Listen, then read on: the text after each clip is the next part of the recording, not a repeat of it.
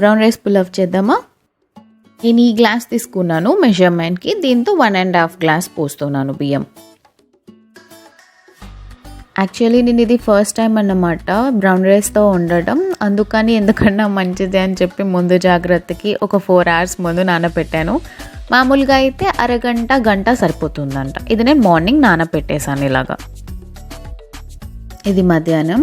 కావాల్సిన మెయిన్ పదార్థాలు: ఒక ఉల్లిపాయ, 2 పచ్చిమిరపకాయలు, ఒక చిన్న సైజ్ టొమాటో ముక్కలు, కొంచెం పుదీనా, ఒక చిన్న క్యారెట్ ముక్కలుగా కట్ చేసుకోవాలి, అండ్ అల్లం వెల్లుల్లి పేస్ట్, అండ్ బిర్యానీలో వేసే చెక్క, లవంగ, మరాఠీ మొగ్గ, బిర్యానీ ఆకు, అనాస పువ్వు.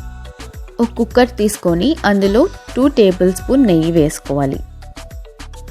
నెయ్యి వేడైన తర్వాత అందులో బిర్యానీ స్పైసెస్ అండ్ అవి వేసిన 1 minuteకి ఉల్లిపాయ ముక్కలు కూడా వేసి వేయించుకోవాలి.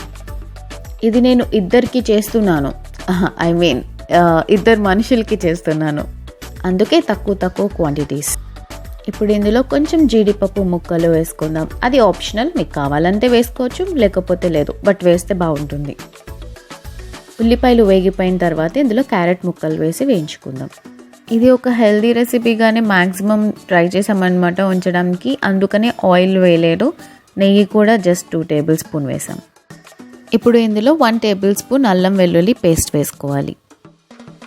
అది కలిపేటప్పుడు చిట్పటా ఉంటుందని చెప్పి కలిపేసిన తర్వాత వీడియో తీసాను. మంచి ఫ్లేవర్ కోసం కొంచెం పుదీనా. మీకు ఇంకా ఏమైనా వెజిటేబుల్స్ కావాలన్నా కూడా ఇందులో యాడ్ చేసుకోవచ్చు. బంగాళదుంప కానీ, బఠానీ కానీ అలా. అవి వేగిపోయినాయి కదా, ఇప్పుడు ఇందులో టమాటా ముక్కలు కూడా వేసి కలుపుకుందాం. టమాటా ముక్కలు కొంచెం మగ్గాలి. ఇవన్నీ ఓవర్గా కుక్ అవ్వక్కర్లేదు, ఎందుకంటే మనం ఎసరు వేసి విజిల్స్ రానిస్తాం కాబట్టి అప్పుడు అయిపోతుంది. ఇప్పుడు ఇందులో తగినంత ఉప్పు, 1 tablespoon కారం, చిటికెడు పసుపు వేసి వేయించుకోవాలి. ఇప్పుడు ఇందులో 1 teaspoon గరం మసాలా వేసుకోవాలి. గరం మసాలా వేసిన తర్వాత ఒక 2 minutes అట్లా వేయించుకున్న తర్వాత మనం ఇందులో ఎసరు పోస్తాం. నేను ఈ గ్లాస్తో తీసుకున్నాను కదా మెజర్మెంట్, సో 1 glassకి నేను 2 glasses వాటర్ పోస్తున్నాను, అంటే మొత్తం 3 glasses. ఇప్పుడు ఈ వాటర్ మరగాలి అన్నమాట. ఈ టైంలో ఒక్కసారి ఉప్పు చూడండి, సరిపోకపోతే యాడ్ చేసుకోండి. నేనెందుకు వేరే వెజిటేబుల్స్ వేయలేదంటే మా ఇంట్లో బఠానీ లేదు అండ్ బంగాళదుంప నాకు ఇష్టం లేదు. అందరి కోసం చేసే దాంట్లో అయితే కాంప్రమైజ్ అయ్యి తీసేసి పక్కన పెడతాను, కానీ ఇది ఎస్పెషల్లీ నా కోసం చేసుకుంటున్నాను కాబట్టి వేసుకోలేదు. ఇట్లా మరుగుతుంది కదా, ఇప్పుడు ఇందులో మనం నానబెట్టుకున్న బియ్యం వేసుకుందాం. వేసి కలిపేసుకొని 3 whistles రానిద్దాం. లో ఫ్లేమ్లో ఉంచండి. కుక్కర్ విజిల్స్ వచ్చేలోపు మనం కీరా రైతా చేద్దాం.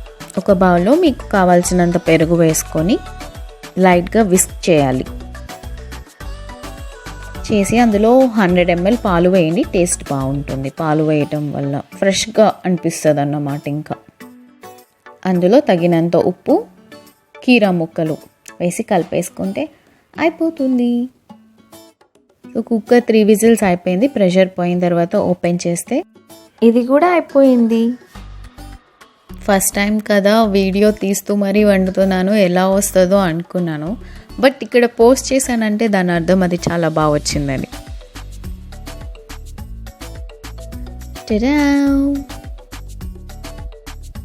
నేను టేస్ట్ చేస్తాను ఇప్పుడు.